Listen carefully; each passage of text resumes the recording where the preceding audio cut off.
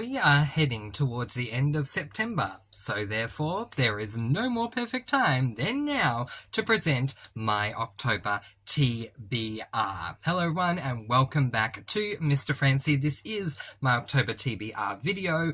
In the month of October, I do like to read horrors because of Halloween, but horror is not going to be taking over my TBR.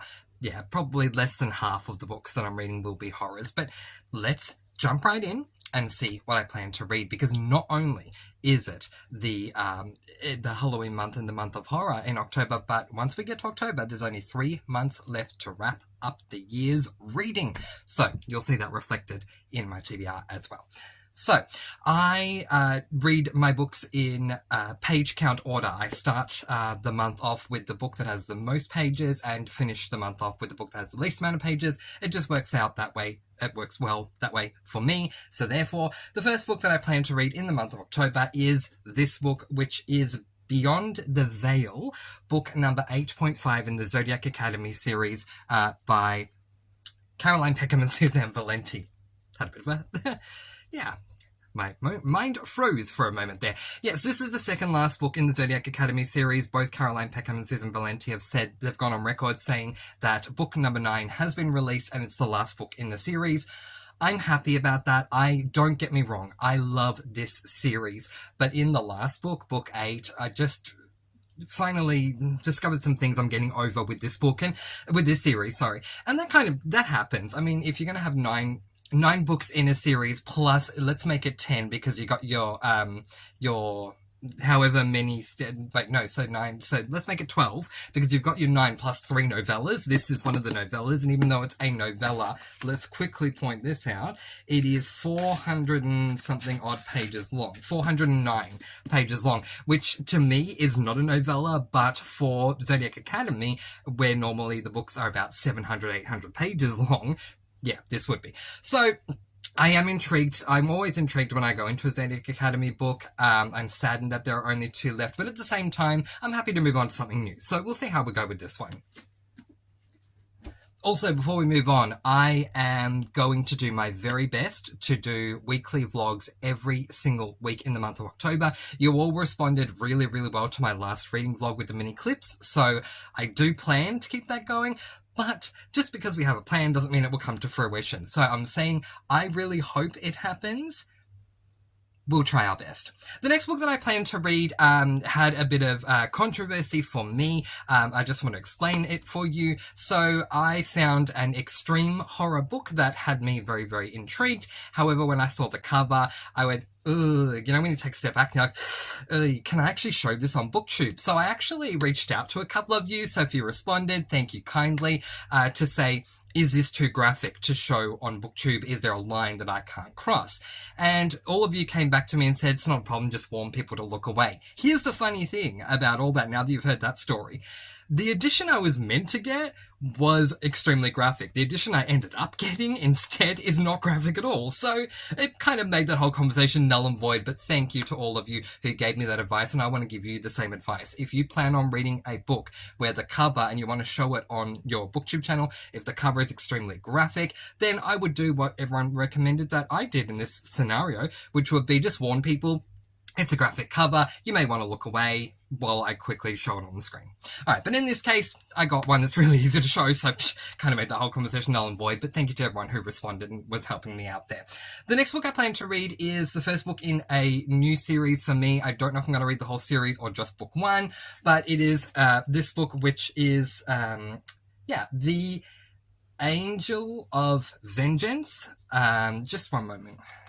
I just wanted to confirm which one's the series title and which one is the book title. So the book title is The Angel of Vengeance, and it is book number 1 in the A Glimpse into Hell series. All I know about this book is that we have a very bad man who in chapter 1 wakes up somewhere, he's tied up, and it's very Saw-esque.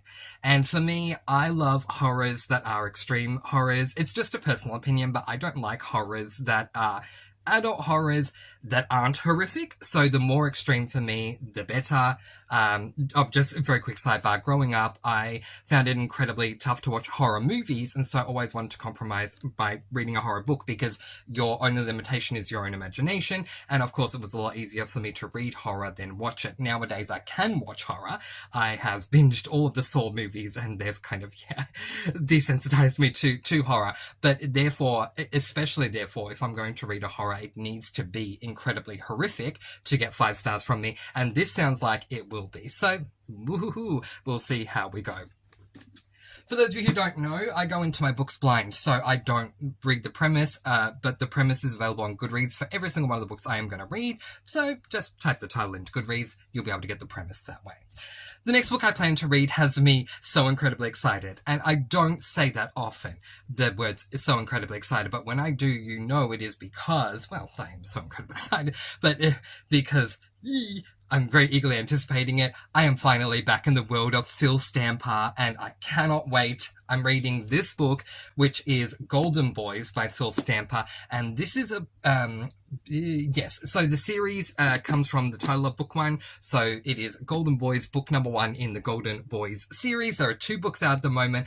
I love Phil Stamper. I cannot say that enough. If you are looking for LGBTIQ plus male contemporaries, I highly recommend Phil Stamper as an author. He tackles LGBTIQ plus social issues so incredibly well. I started off reading, oh gosh, I can't even think of what it's called. The Gravity of Us, which is, this is a YA contemporary that was also, and absolutely loved that, and haven't stopped with my Phil Stamper journey since then.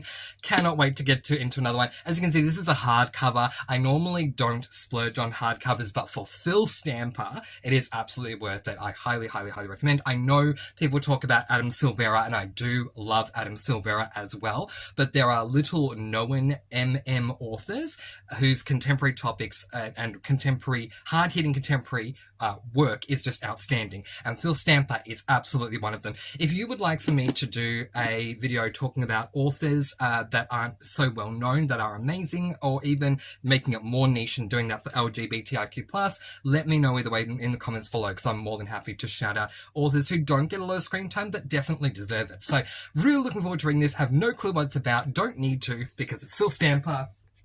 I'm sure I'm going to have an amazing time. The next book I plan to read is this book, finally. I purchased this book 2 months ago, but it didn't have space on any TBR, but now it does. It is Vanishing Vacationers by Hope Callahan. This is book number 5. I'm just going to confirm.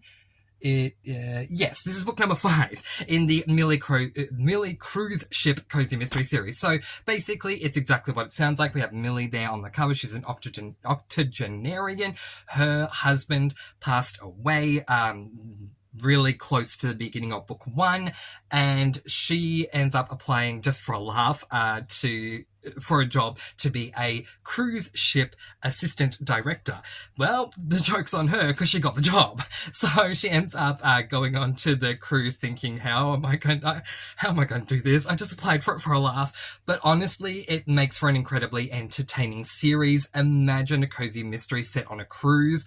I think that's more than enough to entice you to want to pick this up. It is fantastic. I absolutely love it. I know that Tiffany from the Beach Bum Bookworm has been talking a lot about wanting a theme park cozy. I would love a theme park cozy as well, but for now, what a great compromise to be on a cruise ship. Cannot wait to get into book number 4, and I plan to dive deep into this series in 2025.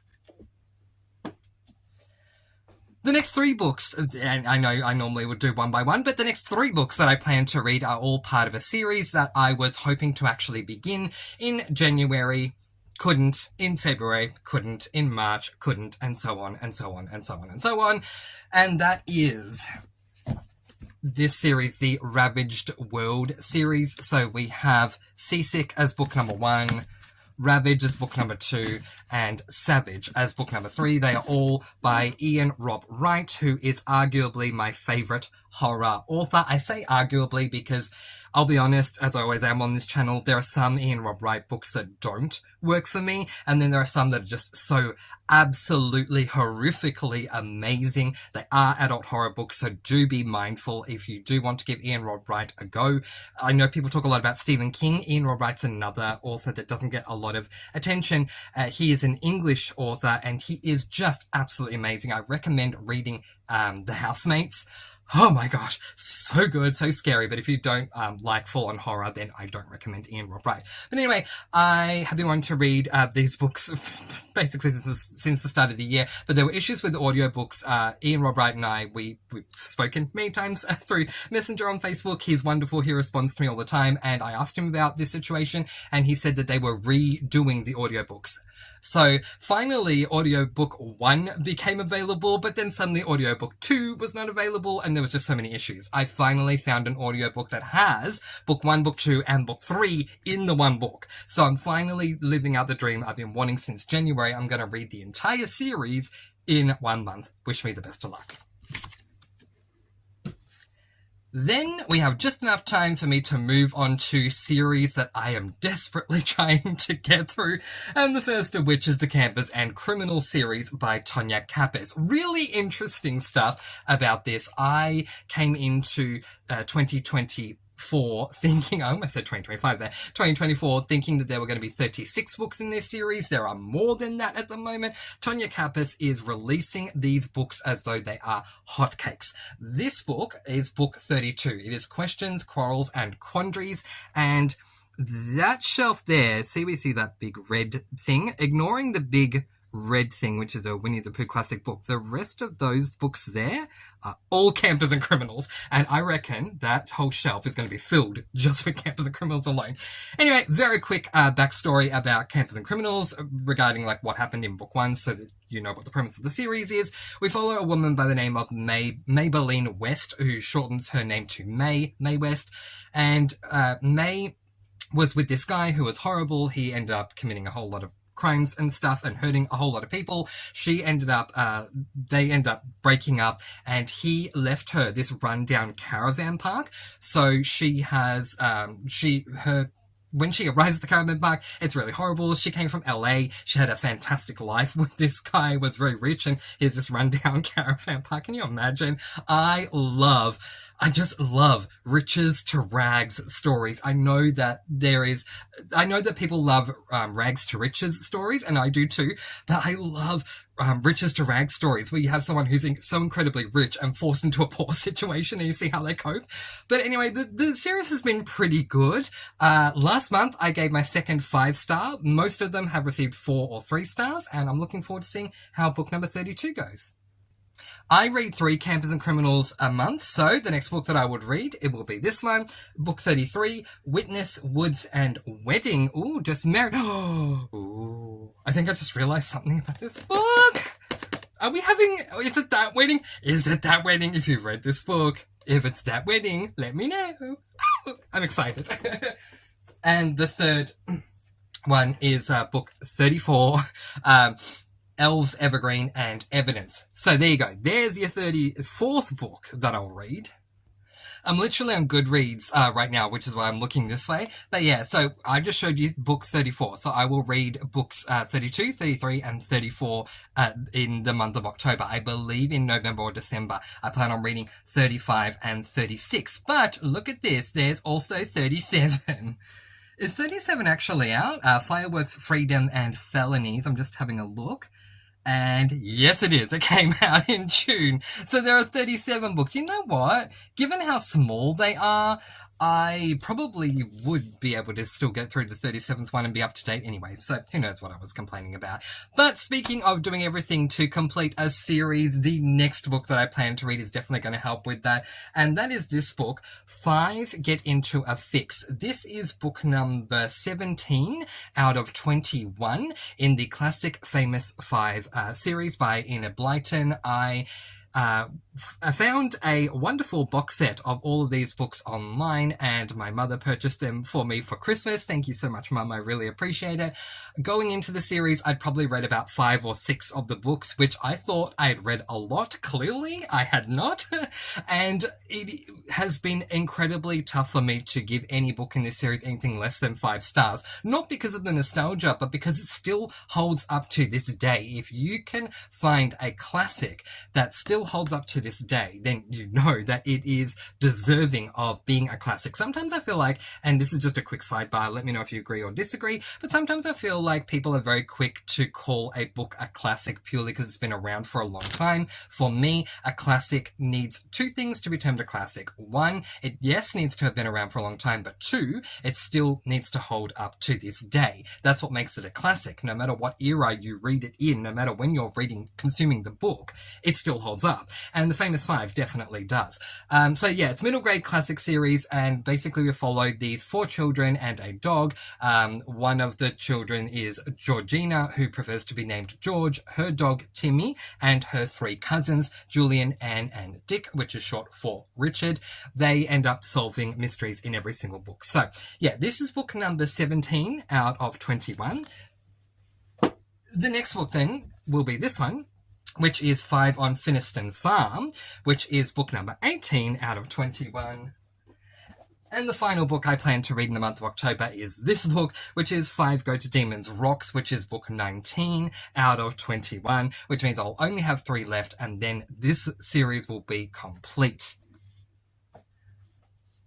I have had some massive series this year, and the fact that I'm going to get through most of them absolutely surprises me. It's fantastic when I look at Campers and Criminals and the fact that there are, as of now, 37 books in that series, and that I very well could easily get completely up to date, having I think read maybe 1 or 2 in 2023. So yeah, quite a big series, but they are short books. And then I look at Zodiac Academy, which is a shorter series, granted, but the books are incredibly long, so it's still a massive commitment. So yeah, what I would love to know from you is not only what you plan to read in the month of October, but what's the longest series that you're currently reading, and how are you liking it? Let me know in the comments section below. Zodiac Academy is a great example for me. I read the first 7 books, including the novellas, and absolutely loved them. By the time I got to book 8, as I said earlier on in the video, the first book I'm going to read is 8.5 in that series, and I was kind of starting to get over it. So yeah, I mean, it really depends on where you're at in the series and how things are going. I remember watching a booktuber read, what was that series? The Wheel of Time series, which is a very massive fantasy series, in case you didn't know. I gave book 1 a go. I DNF'd it very quickly. And I just remember watching different booktubers talk about Wheel of Time as they were progressing through and saying, oh, book 1's amazing. Book 2 is so good. Why is book 3 a slog to get through? Book 4 seems like filler. Book 5 is good. I mean, that's one of the greatest things as well, arguably, about a series, is that you never know what's going to happen. I've read the Vampire Academy series. There are 6 books in that series, and most of them are tomes, 500 pages plus. And yeah, I went on a bit of a journey with that. I think I ended up rating them 3 stars, 3 stars, 5 stars, 3 stars, 5 stars, 5 stars, something like that. So as you can see, there were average books and then amazing books. So what series with the most amount of books are you currently reading at the moment? Where are you up to? And how are you feeling about that series? Let me know in the comment section below.